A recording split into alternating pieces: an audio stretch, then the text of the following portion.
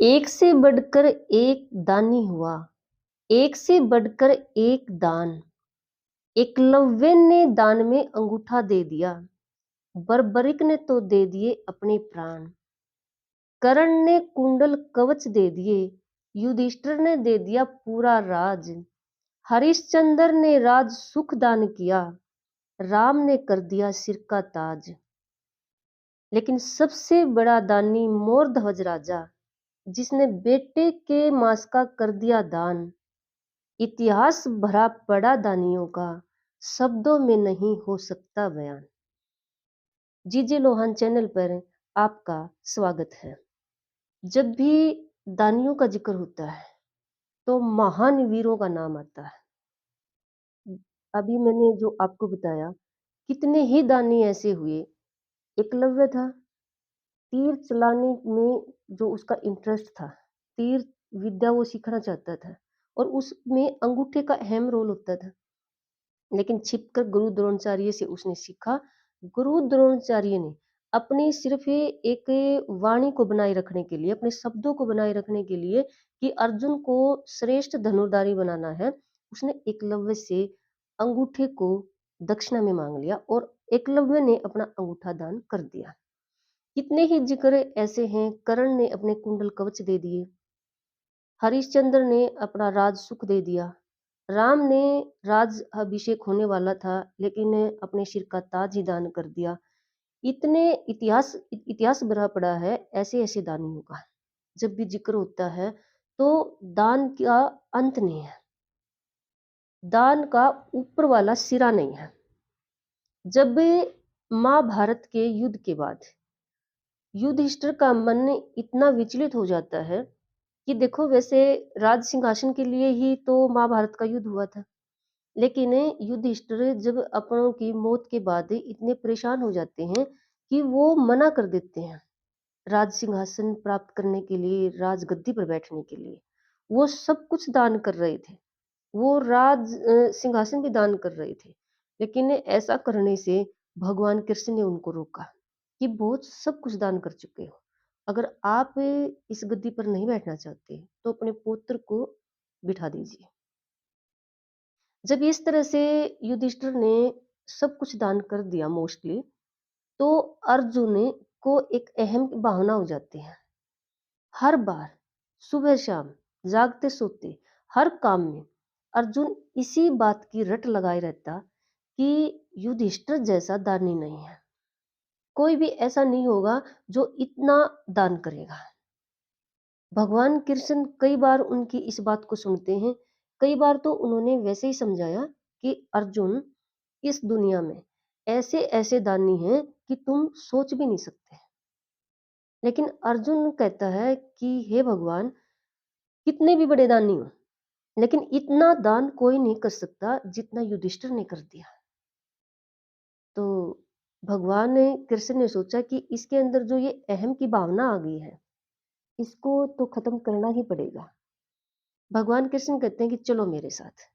और जाते जाते वो एक जंगल, एक वन से निकलते हैं और वहां पर कहते हैं कि तुम वैरागी रूप बना लो। यानी जो ये योगी होते हैं, बाबा होते हैं, दोनों योगियों का रूप बना लेते हैं। और उस जंगल में कृष्ण अपने मायावी जो उसकी शक्ति थी उससे एक शेर पकड़ लेते हैं। अर्जुन को तो बताते हैं कि जंगल से एक शेर पकड़ा है, लेकिन वो था जो कृष्ण का बनाया हुआ मायावी। अर्जुन पूछते हैं कि भगवान इस शेर का क्या करोगे, कि चलो आगे बताता हूँ। फिर वो मोर ध्वज राजा हुआ करते थे, उसकी नगरी में चले जाते हैं। और मोर ध्वज ऐसे दानी राजा थे कि रात को अपनी पूरी नगरी पर जो अपने आदमियों का चक्कर लगवाते थे कि कोई भी मेरी नगरी में, मेरी प्रजा में कोई भी भूखा ना हो। सबको खाना खिलाने के बाद ही मोर ध्वज राजा खाना खाते थे। ये उन्होंने प्रतिज्ञा की हुई थी कि जब तक मैं जीवित रहूंगा, मेरी प्रजा का, मेरी नगरी का कोई भी इंसान भूखा नहीं रहेगा। तो दोनों योगियों का रूप बनाए हुए कृष्ण और अर्जुन उसकी नगरी में चले जाते हैं। और जब शाम के समय पर राजा के आदमी चारों तरफ चक्कर लगा रहे होते हैं कि कोई भूखा तो नहीं है, तो वो वहाँ पर बैठे हुए हैं और एक शेर को भी लिए हुए हैं। तो वो उसके नौकर पूछते हैं मोर ध्वज राजा के कि आपने खाना खाया? तो वो मना कर देते हैं। उन्होंने कहा कि हम खाना तब खाएँगे, कृष्ण बने जो योगी हैं वो बोलते हैं कि हम खाना तब खाएँगे जब हमारा शेर खा लेगा पहले। तो उन्होंने कहा ठीक है, हम इसके लिए मांस ले आते हैं। तो कृष्ण ने कहा कि नहीं, ये एक तो जानवर का मांस नहीं खाएगा, इंसान का मांस खाएगा और मांस भी इसके सामने कटना चाहिए। अब ये तो ऐसी बात होगी, भी प्रजा में से किस इंसान को लेके आए कि उसके सामने ही काटे। तो जब उस मोर ध्वज के जो नौकर थे उन्होंने राजा को ये बात बताई, तो राजा स्वयं मिलने आते हैं वहां पर और प्रणाम करते हैं योगियों को और कहते हैं कि महाराज देखो, ये प्रजा मेरे बच्चों की तरह है, मैं इनका रखवाला हूँ और मैं किसी को भी ऐसे पेश नहीं कर सकता कि आप उनको जिंदा काटो तब आपका सिर खाना खाए। हाँ, मैं अपनी बलि दे सकता हूँ। तो कृष्ण बने जो योगी थे वो कहते हैं कि नहीं, आप तो देखो पूरी प्रजा के राजा हो, मालिक हो आप, तो इनको कौन संभालेगा? हम आपकी बलि नहीं लेंगे, लेकिन आपको छोड़ के, आपकी वाइफ को छोड़ के, अगर और कोई बलि देने के लिए तैयार हो, तो मेरा शेर खाना खा सकता है और शेर खाना खाएगा तभी हम खाएंगे। तो ये तो दुविधा हो गई, तभी राजा का जो लड़का था वो वहां वहीं से गुजरता है। तो कृष्ण भगवान कहते हैं कि ये कौन है? कि ये मेरा बेटा है। कि देखो, प्रजा पे तो तुम्हारा हक नहीं है, तुम्हारा जो पालन पोषण करने का हक है ठीक है, तुम ऐसा नहीं कर सकते हो क्योंकि तुम उनके मालिक हो। तुम्हारा ये जो धर्म है, ये इस बात का जो नहीं दे रहा है, आज्ञा नहीं दे रहा है कि आप ऐसा करो, लेकिन आपके बेटे पर तो आपका हक है, आप इसको दे सकते हो, इसका मांस दे सकते हो मेरे शेर को। राजा को सुना तो राजा तो एकदम से आश्चर्यचकित हो गए। उन्होंने कहा महाराज, मेरे बेटे पर अकेला मेरा हक नहीं है, मेरी पत्नी का भी है। तो कृष्ण ने कहा कि ठीक है, आप अपनी पत्नी को बुलाइए, अगर वो नहीं चाहती तो हम भूखे चले जाएंगे। राजा की पत्नी वहीं पर आ जाती है। राजा पूछते हैं कि देखो, बेटे पर हक तुम्हारा भी उतना ही है जितना मेरा है, अगर तुम नहीं चाहोगी तो ऐसा बिल्कुल नहीं होगा। रानी को पता था कि राजा खाना नहीं खाएंगे जब तक ये योगी खाना नहीं खाएंगे। रानी अपने बच्चे को बुलाती है और ये बच्चे को भी बताते हैं ये सारी बात। देखो, कितने कमाल की बात है, एक छोटा सा बच्चा भी यही कहता है कि पिताजी की प्रतिज्ञा नहीं टूटनी चाहिए, मुझे दे दो इनको, ये शेर मुझे खा लेगा लेकिन पिता की प्रतिज्ञा नहीं टूटनी चाहिए।